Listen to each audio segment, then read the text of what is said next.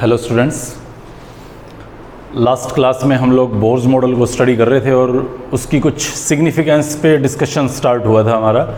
मैंने ये बोला था कि बोर्स मॉडल जो है वो स्पेक्ट्रा ऑफ हाइड्रोजन को क्वाइट अच्छे से एक्सप्लेन कर पाया। तो यहाँ स्क्रीन पे देखें, आपको मैंने एक साथ दो चीज़ें दिखाई हैं। लेफ़्ट साइड में ये हाइड्रोजन का स्पेक्ट्रा था, एक बल्ब में हाइड्रोजन गैस फिल किया था, बहुत ज़्यादा पोटेंशियल दिया उसको, तो यहाँ से कुछ रेडिएशंस निकली प्रिज्म से पास होने के बाद। ये कुछ ग्रुप्स ऑफ लाइंस अपीयर हुआ था, Lyman, बामर, Paschen, bracket, fund, Humphry. तो ये कुछ लाइंस मैंने 4 ग्रुप्स दिखाए हैं फ़िलहाल। हर एक रेडिएशन का वेवलेंथ कैलकुलेट करने का या वेव नंबर कैलकुलेट करने का या एनर्जी कैलकुलेट करने में ये फार्मूला हमें असिस्ट करता था। ये राइट साइड पे देखें आप, बोर्स का मॉडल दिखाया मैंने। सेंटर ऑफ एटम में न्यूक्लियस है, उसमें सारा उसका मास है, और बाहर ये कुछ शेल्स दिखाई हैं मैंने जो एज़ पर बोहर किसी भी एटम में इनफाइनाइट नंबर्स में एग्जिस्ट करती हैं। मैंने 5 यहाँ पे आपको दिखा रखी हैं। तो हम लोग अभी सबसे पहले ये समझना चाहते हैं कि कैसे बोर इन सारी बातों को अच्छे से एक्सप्लेन कर पाया कि ये लाइंस कैसे अपीयर हो रही हैं, और क्या ये N1 और N2 हैं इस फॉर्मूले में जो हमें टीज़ कर रहे थे कि लाइमन में N1 1 इसका क्या मतलब है, या N2 1 से ज़्यादा कुछ भी इसका क्या मतलब है। तो हम लोग बोर के अकॉर्डिंग समझते हैं कि ये क्या था। चलिए देखिए क्या हुआ। यहाँ हाइड्रोजन के मॉलिक्यूल्स पड़े थे और हमने उसको बहुत ज़्यादा एनर्जी दिया। तो एनर्जी देते ही प्रोबेबली ऐसा हुआ होगा कि हाइड्रोजन एटोमाइज हो गया होगा, वो बॉन्ड डिसोसिएट हो गया होगा जो HH के बीच में था। हालांकि काफ़ी स्ट्रॉन्ग बॉन्ड है, बट जब हम एनर्जी देते हैं तो वो डिसोसिएट हो सकता है। तो ये एटॉमिक हाइड्रोजन बन गया होगा, और उस एटॉमिक हाइड्रोजन में सिर्फ एक इलेक्ट्रॉन होता है, यहाँ पे पड़ा होगा वो इलेक्ट्रॉन। नॉर्मली जब आप स्टार्टिंग की इसकी ग्राउंड स्टेट देखोगे, अब जब उसको एनर्जी मिलेगी यहाँ से, तो वो इलेक्ट्रॉन जंप करके किसी हायर शेल में चला जाएगा। किस हायर शेल में जाएगा अभी मैं कुछ कह नहीं सकता, ये तो डिपेंड करता है कि आप उसको कितना एनर्जी इस बल्ब में प्रोवाइड कर रहे हैं, उसके अकॉर्डिंगली वो सेकंड, थर्ड, फोर्थ, फिफ्थ या किसी भी शेल में जा सकता है। चलो मैं मान लेता हूँ वो यहाँ चला गया होगा। तो यहाँ वो इलेक्ट्रॉन रहना थोड़ी चाहता है, यहाँ तो उसकी बहुत ज़्यादा एनर्जी है, यहाँ तो उसे बहुत ज़्यादा अनस्टेबिलिटी मिलेगी। कोई भी स्पीसीज़ अपनी एनर्जी मिनिमम रखना चाहती है, क्योंकि अगर उसकी एनर्जी मिनिमम होगी तो स्टेबिलिटी मैक्सिमम होगी। मतलब ये इलेक्ट्रॉन यहाँ यहाँ यहाँ कतई नहीं रहना चाहता, वो रहना यहीं चाहता है क्योंकि ये मोस्ट स्टेबल स्टेट है, मिनिमम एनर्जी की स्टेट है। सो इलेक्ट्रॉन अगर आपने मोमेंटेरली एनर्जी देके यहाँ पे भेज भी दिया तो इलेक्ट्रॉन वापस अपनी इन लोअर स्टेट्स ऑफ एनर्जी में कहीं आना चाहेगा।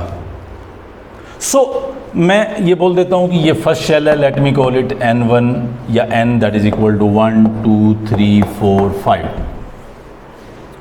तो अब इलेक्ट्रॉन कहाँ पे आए? अगर इलेक्ट्रॉन जंप करके यहाँ से सीधा यहाँ आ जाता है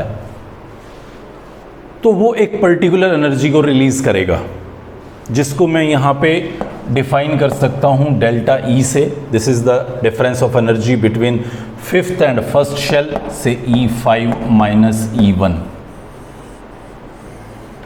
सपोज कीजिए यहाँ एनर्जी 10 जूल थी और यहाँ 50 जूल, तो 50 माइनस 10 40 जूल एनर्जी यहाँ से वो रिलीज करेगा। ये हाइपोथेटिकल वैल्यू बोली है मैंने। और ये एक एनर्जी जो रिलीज हुई है, उस एनर्जी का अपना एक पर्टिकुलर फ्रीक्वेंसी होगा, उसका एक पर्टिकुलर वेवलेंथ होगा, या मैं कहूं उसका एक पर्टिकुलर वेव नंबर होगा। वो वेव नंबर किस सीरीज में होगा? अगर तो वो यहां पे आके रुकता है तो ये लाइमन की एक सीरीज होगी, लाइमन की सीरीज की एक रेडिएशन होगी। अगर वो यहाँ आके रुकता है तो ये बामर की एक रेडिएशन होगी, ये पास्चन की एक रेडिएशन होगी, और ये ब्रैकेट की एक रेडिएशन होगी। अगर सपोज इलेक्ट्रॉन इससे भी नेक्स्ट शेल में चला जाता तो फिर उसके पास ऑप्शंस होते बहुत सारे। वो यहाँ स्टे कर सकता है, यहाँ यहाँ यहाँ यहाँ, अगर एक शेल और है तो इस तरह से हम देख सकते कि जब भी इलेक्ट्रॉन डी एक्साइट होगा, ये एक्साइटेशन था यहाँ से वहाँ जाना और वापस आना, वो डी एक्साइटेशन है। अगर डी एक्साइटेशन होने पे अगर उसका स्टे यहाँ पे आता है तो ये आप याद करें, मैंने वहाँ बोला था लाइमन के लिए N1 का वैल्यू 1 होता है। तो डेफिनेटली चाहे वो कहीं से आई हो, इलेक्ट्रॉन्स की डी एक्साइटेशन किसी भी शेल से हुई हो, अगर वो यहाँ पे स्टे कर रहा है तो ये उसके लाइमन सीरीज की एक लाइन होगी। और यहाँ मैंने बोला था बामर सीरीज के लिए N1 का वैल्यू 2 होता है। मतलब अगर यहाँ पे वो इलेक्ट्रॉन स्टे करता है आफ्टर डी एक्साइटेशन तो ये बामर की एक लाइन होगी। अगर वो यहाँ पे स्टे करता है तो पास्चन की एक लाइन होगी, और यहाँ पे स्टे करता है तो ब्रैकेट की एक लाइन होगी। और इस तरह से हम देखते हैं कि लाइमन, बामर, पास्चन और ब्रैकेट सीरीज की डिफरेंट लाइंस हमारे सामने अपीयर होती हैं।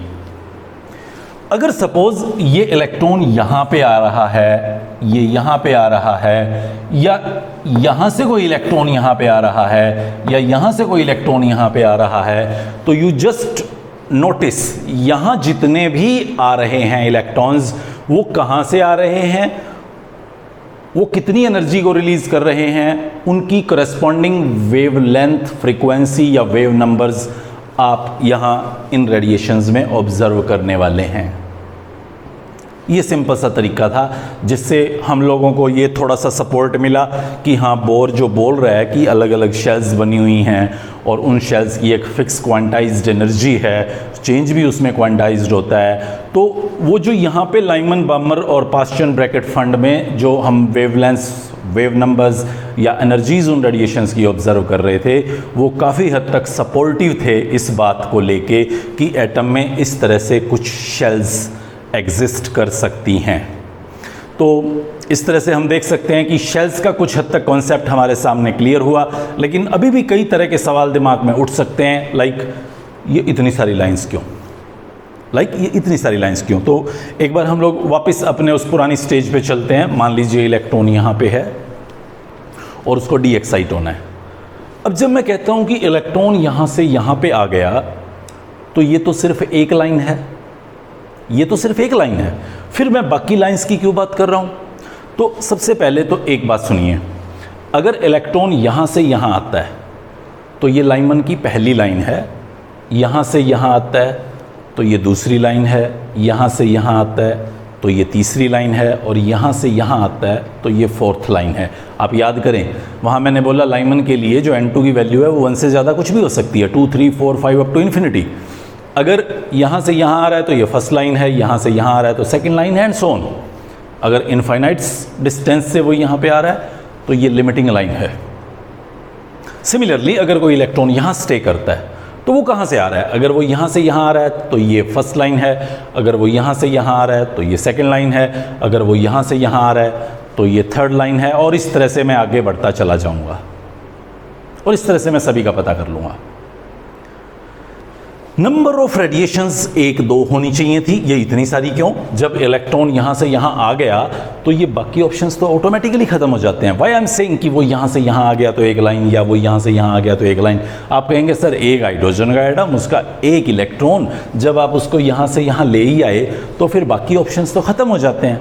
बात तो सही है, लेकिन आप ध्यान दें, यहाँ पे जब हमने हाइड्रोजन का गैस फिल किया होगा तो हमने कोई एक मॉलिक्यूल नहीं डाला होगा, उसके अंदर कोई सिंगल एटम नहीं है जिसके अंदर एक्साइटेशन हो रहा है। मिलियंस ऑफ एटम्स रहे होंगे और उन मिलियंस ऑफ एटम्स में एक एक्साइटेशन हुआ होगा। मान लेते हैं मोस्ट ऑफ द एटम्स में वो 6th शेल पे चला गया, तो 6th शेल से वापस जब आना है तो कुछ में 6 से 5 भी आएगा, कुछ में 6 से 4 भी आएगा, कुछ में 6 से 3, 6 से 2, 6 से 1, फिर जो 5 पे आया तो फिर ऑप्शंस हैं, 5 से 4 आ सकता है, 5 से 3 आ सकता है, 5 से 2 आ सकता है, 5 से 1 आ सकता है, और इस तरह से 4th पे आया तो फिर कई ऑप्शंस, 3rd पे आया तो फिर कई ऑप्शंस।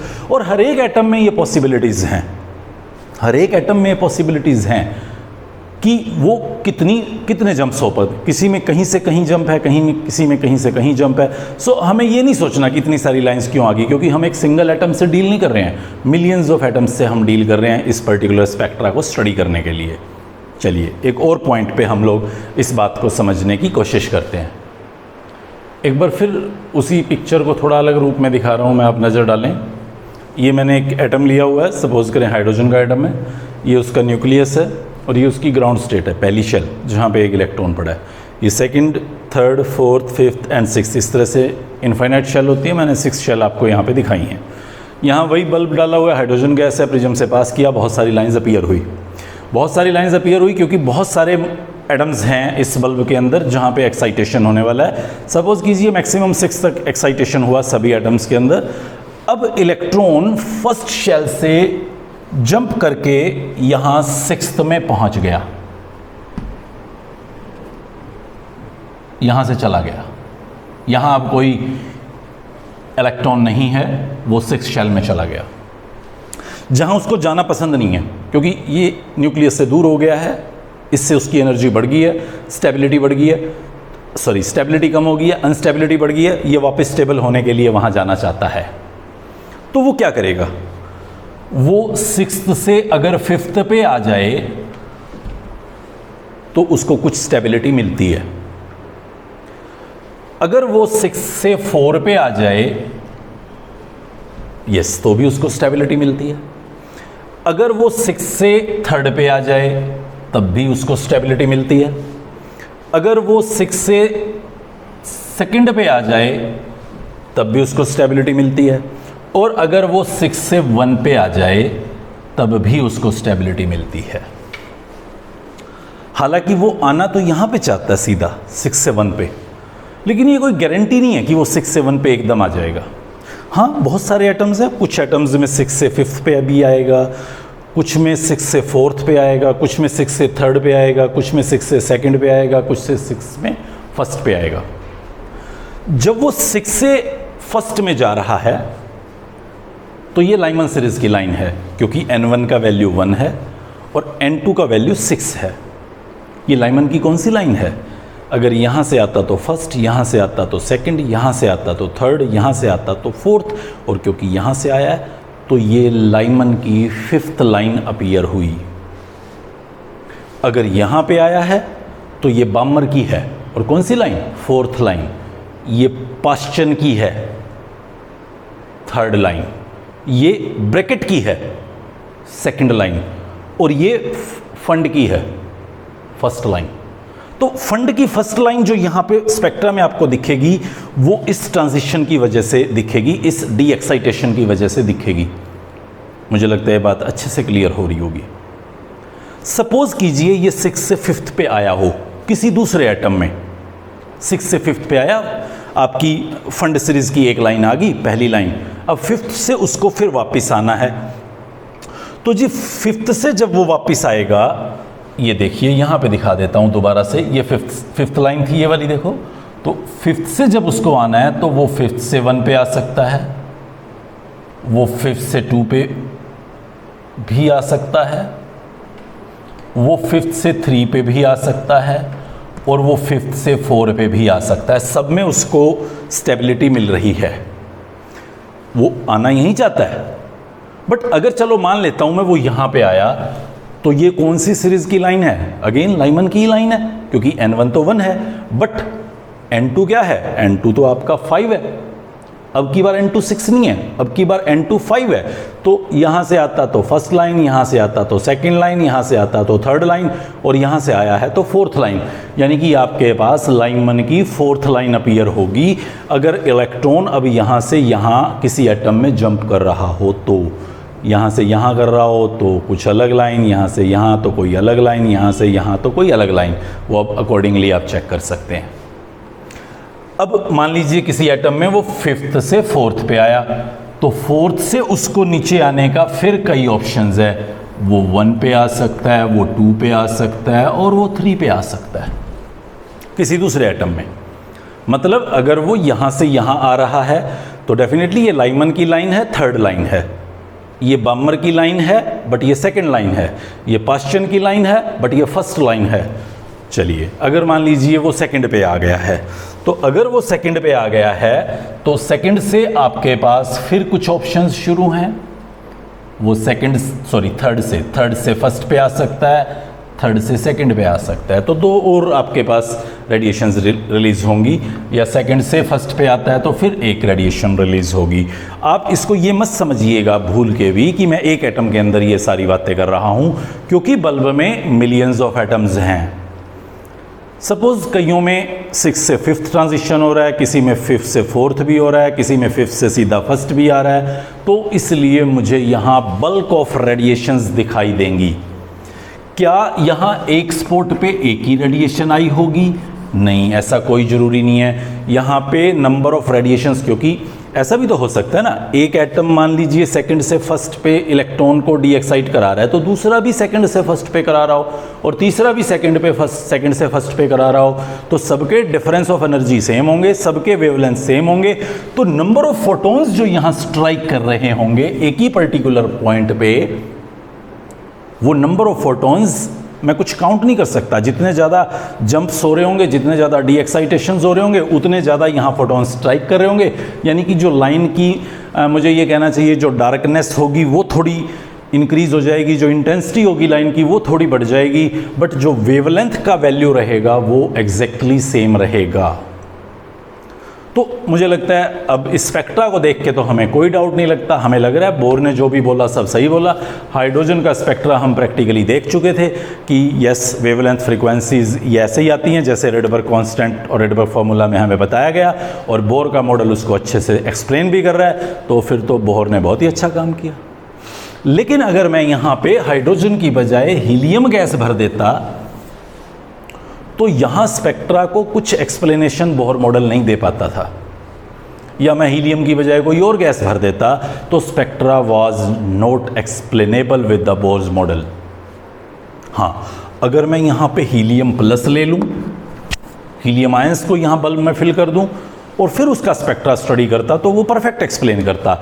मतलब दिमाग में मेरे एक पिक्चर बन गई कि सिंगल इलेक्ट्रॉन स्पेसिस के लिए तो बोर सब सही बोलता है, लेकिन मल्टी इलेक्ट्रॉन स्पेसिस जैसे ही सामने आती हैं तो गड़बड़ हो जाती है। मतलब शायद सिंगल इलेक्ट्रॉन स्पीसीज में तो उसका ये शेल्स का कॉन्सेप्ट सही है कि शेल्स होती हैं और उनमें इलेक्ट्रॉन्स होते हैं और इस तरह से एक्साइटेशन या एनर्जी का कुछ डिफरेंस, ये सब बातें जो हम लोग पीछे बोर में पढ़ चुके हैं वो काफ़ी हद तक सही है।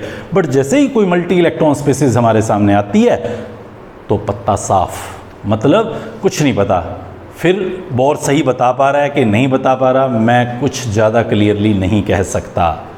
चलिए, ये हमारे पास हाइड्रोजन का स्पेक्ट्रा था जिसमें उसने हमें स्ट्रक्चर ऑफ एटम के बारे में बहुत वैल्यूएबल इंफॉर्मेशंस दी कि किस तरह से स्पेक्ट्रा जस्टिफाई करता था बोर्स मॉडल को। हम लोग एक क्वेश्चन की तरफ मूव करते हुए फर्दर आगे बोर्स मॉडल में बढ़ते हैं। क्वेश्चन देखें आप, how many spectral lines of different wavelength will be observed when electron is de-excited from fifth shell in spectra of hydrogen। तो अभी पिक्चर दिमाग में रखें, वो फिफ्थ शेल में इलेक्ट्रॉन आ गया है, तो ये फिफ्थ से कहाँ आ सकता है? देखिए, फिफ्थ से 4 पे आ सकता है, फिफ्थ से 3 पे आ सकता है, फिफ्थ से सेकंड आ सकता है, फिफ्थ से फर्स्ट पे आ सकता है। 4 ऑप्शंस है। अगर एटम्स में फिफ्थ से 4th पे आया होगा तो 4 से 3, 4 से 2, 4 से 1। अगर वो 3rd पे स्टे करता है 4th से आगे तो 3rd से फिर उसके पास 2 ऑप्शंस हैं, और अगर 3rd से 2 पे स्टे करता है तो 2 के बाद उसके पास फिर एक ऑप्शन है 1 पे जाने का। मत सोचना कि एक एटम को लेके आप कुछ नहीं कर पाएंगे। आपने बल्ब में बहुत सारे एटम्स भरे होंगे, सदा बहुत सारे भरेंगे।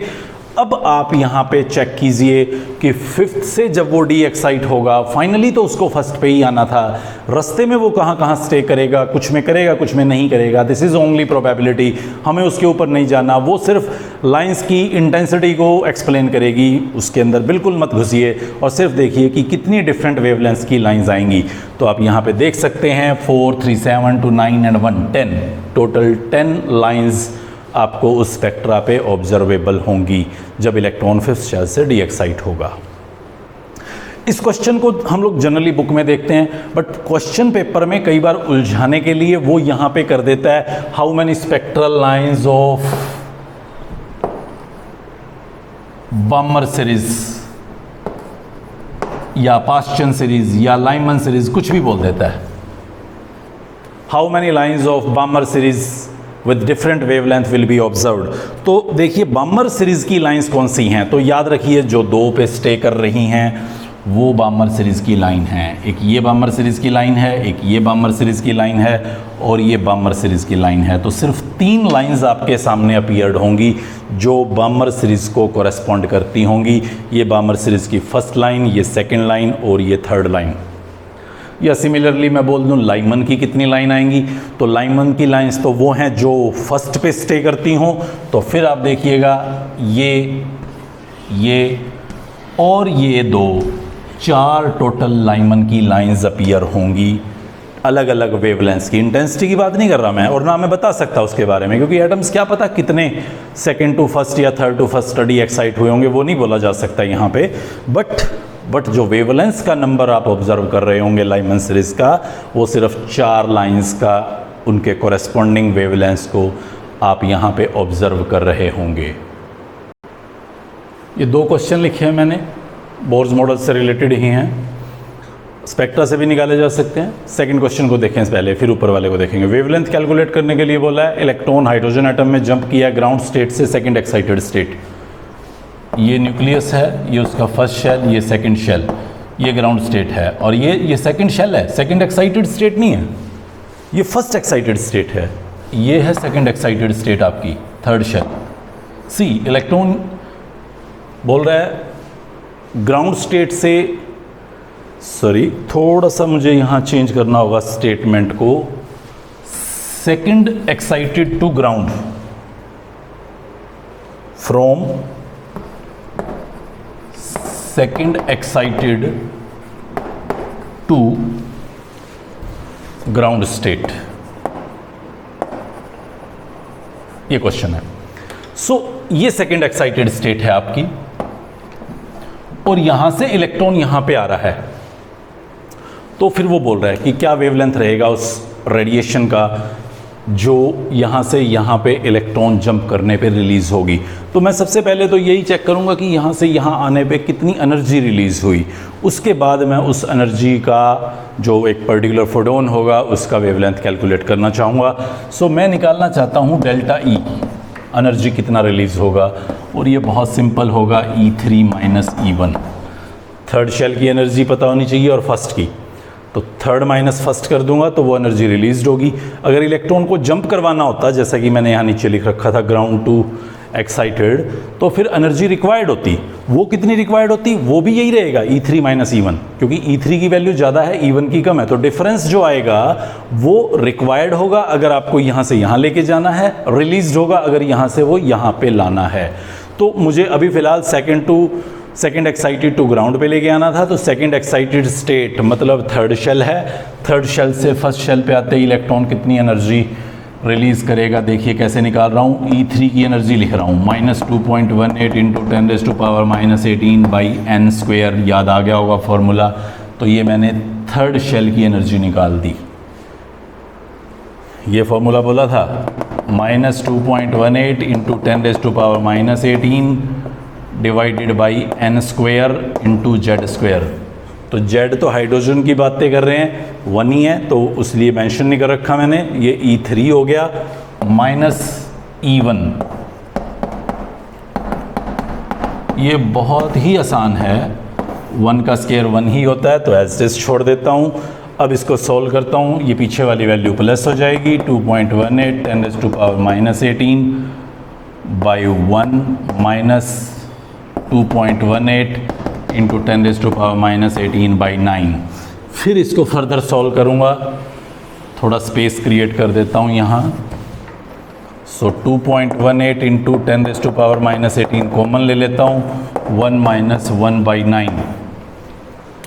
फिर फर्दर आगे इसको सॉल्व करूँगा, 2.18 इंटू 10⁻⁻18 इंटू 8 बाई 9। अब सॉल्व करने का काम आपका, जूल में ये आपका डेल्टा ई का वैल्यू आ गया, चेंज इन एनर्जी। बट ये आपका आंसर नहीं है, आपका आंसर क्या है, आपको वेवलेंथ कैलकुलेट करना है। ठीक है, ये आपने एनर्जी निकाल दी है, डेल्टा ई आपसे वो वेवलेंथ पूछ रहे थे, hc बाई लैम्डा। तो जी h की वैल्यू पता है, c का वैल्यू पता है, ये रट्टा मार के याद रखना पड़ेगा, लैम्डा मीटर में आएगा, वो आपका आंसर है। और आप इसको डेल्टा ई के इक्वल, ये जो सॉल्यूशन आने वाला है इसको आप इसके इक्वल रख के लैम्डा को रिपोर्ट कर सकते हैं, वो वेवलेंथ होगा। बहुत ही आसान क्वेश्चन, बट थोड़ा अलर्टनेस चाहता है ये क्वेश्चन। क्यों अलर्टनेस चाहता है, मैंने ये भी फॉर्मूला बताया था, -13 12 आपको आसान भी लगा होगा, हो सकता है आपने याद भी किया होगा। तो ये फार्मूला यूज़ कर लें क्या? नहीं। क्यों? क्योंकि ये वैल्यू किलो जूल पर मोल में है। चलो किलो जूल की तो समस्या मिटा देंगे, जूल में कर लेंगे एच की वैल्यू के अकॉर्डिंग, बट जो पर मोल है ना वो एक बड़ी समस्या है। क्योंकि जहाँ पे भी, मैं पहले भी ये बात बता चुका हूँ एक लेक्चर में, कि जहाँ पे भी लैम्डा या फ्रीक्वेंसी आ रहे हैं आप कुछ भी पर मोल नहीं रख सकते, क्योंकि लैम्डा हमेशा एक पर्टिकुलर फोटोन का है। ऐसा नहीं है कि बल्ब से 2 फोटोन आ रहे हैं तो उनका लैम्डा ऐड हो जाएगा। मान लो 2 फोटोन आए मेरे सिर पे, तो जब 2 फोटोन आए तो एक का लैम्डा 100 नैनोमीटर, दूसरे का 100 नैनोमीटर, तो दोनों का कितना 200 थोड़ी हो जाएगा, वो तो 100 ही रहेगा। ये कुछ वैसा ही है। मुझे यहाँ से मेरे स्कूल जाने पे 10 मिनट लगे, आपको भी मेरे स्कूल जाने पे 10 मिनट लगे, हम दोनों को कितने मिनट लगे? अब 20 थोड़ी बोल सकते हैं, वो तो 10 ही रहेंगे भाई, 10 मिनट्स ही रहेंगे। तो ये कुछ चीज़ें ऐसी होती हैं जो ऐसे एडिटिव नहीं होती हैं। सो जब भी लैम्डा आप किसी पर्टिकुलर रेडिएशन का ले रहे हैं तो वो एक सिंगल फोटोन का लैम्डा होगा, तो उस पर्टिकुलर फॉर्मूला में एनर्जी भी सिंगल फोटोन के लिए ही होनी चाहिए। इसलिए मुझे ये फॉर्मूला ही यूज़ करना था, क्योंकि ये पर एटम था, जबकि ये पर मोल है। मैं बिल्कुल भी चूज़ नहीं करूँगा। चलिए ऊपर वाला क्वेश्चन और देखते हैं। एक और अजीब सी प्रॉब्लम वहाँ दिख रही है। फाइंड, ये सिंबल भी शायद मुझे लग रहा है फर्स्ट टाइम दिख रहा हो, IE2। एक्चुअली ये आयोनाइजेशन एनर्जी होती है। तो हालांकि पहले तो ये समझ लो आयोनाइजेशन एनर्जी है क्या। जैसे मान लो मेरे पास ये न्यूक्लियस है और ये बाहर कुछ शेल्स हैं और ये इलेक्ट्रॉन है, हाइड्रोजन के केस में समझा रहा हूँ मान लो। तो इनफाइनाइट शेल में इलेक्ट्रॉन को भेजना है मुझे, दूसरे शब्दों में बोलूं एटम से बाहर करना है मुझे। तो इनफाइनाइट शेल में भेजने के लिए मुझे जो एनर्जी रिक्वायर्ड है ना, वो आयनाइजेशन एनर्जी है। जैसे मान लो ये हाइड्रोजन का एटम होता तो मैं क्या करता, E∞ - E1 करता, तो वो मेरे पास एनर्जी होती उसके इलेक्ट्रॉन को इनफाइनाइट शेल में भेजने की। हाइड्रोजन के पास एक ही इलेक्ट्रॉन होता है तो एक ही आयनाइजेशन एनर्जी होगी, किसी के पास 2 इलेक्ट्रॉन है तो उसकी 2 होंगी, किसी के 10 इलेक्ट्रॉन है तो उसकी 10 आयनाइजेशन एनर्जीज होंगी। पहला इलेक्ट्रॉन इजेक्ट करने के लिए जो रिक्वायर्ड है वो IE1 है, दूसरा निकालने के लिए IE2 है, और इस तरह से आगे। तो अब मैं हाइड्रोजन के लिए पहले बता रहा हूँ। तो E∞ इनफाइनाइट शेल में तो वैल्यू 0 होती है। फॉर्मूला देखो, -2.18 × 10⁻⁻18 × Z²/n², n इन्फिनिटी है तो इन्फिनिटी की वैल्यू n की जगह पुट करोगे तो वैल्यू 0 आएगी। और फर्स्ट शेल की क्या है जी, 2.18 × 10⁻⁻18/1²। तो इसको जब मैं सॉल्व करता हूँ तो ये आयनाइजेशन एनर्जी आता है हाइड्रोजन का। तो मुझे तो क्वेश्चन में वो पूछ रहे हैं हीलियम का आयनाइजेशन एनर्जी क्या होगा, सेकंड। अब ये सेकंड आयनाइजेशन एनर्जी का क्या मतलब है, न्यूक्लियस के बाहर हीलियम के 2 इलेक्ट्रॉन्स थे और ये इनफाइनाइट शेल है। एक इलेक्ट्रॉन आप निकाल चुके हो, उसकी कोई बात नहीं कर रहा वो, अब आपको निकालना है। तो इसके लिए कितनी एनर्जी चाहिएगी, तो अगेन ये कुछ अलग नहीं है, E∞ - E1, इलेक्ट्रॉन को यहाँ से यहाँ लेके जाना है, कितनी एनर्जी लगेगी, ये जो डिफरेंस है, डिफरेंस क्या है, E∞ - E1 0 -13 12 वाला लिख दूँ, कोई बात नहीं, अभी तो मुझे एनर्जी निकालनी है तो मैं पर मोल रिपोर्ट कर दूंगा, क्या इशू है उसमें, × 1² मल्टीप्लाइड बाई Z²। ध्यान दें, थोड़ा सा दिमाग लगाएं, Z², 2 होता है हाइड्रोजन का Z, हीलियम का Z एटॉमिक नंबर, तो उसका स्क्वायर किया है मैंने। अब आप इसको सॉल्व कीजिए, 52548 प्लस हो जाएगा किलो जूल पर मोल। ये आपका IE2 होगा हीलियम के लिए। और इस तरह के कुछ बोर्स मॉडल में क्वेश्चंस गिवन होंगे न्यूमेरिकल, आप लोग उन पे वर्कआउट करें, अच्छे से प्रिपेयर करें। हम लोग नेक्स्ट लेक्चर में दोबारा से एक बार बोर्स की कुछ कमियों को ढूंढ के स्टडी करेंगे और उसमें रेक्टिफिकेशन करेंगे। Good bye.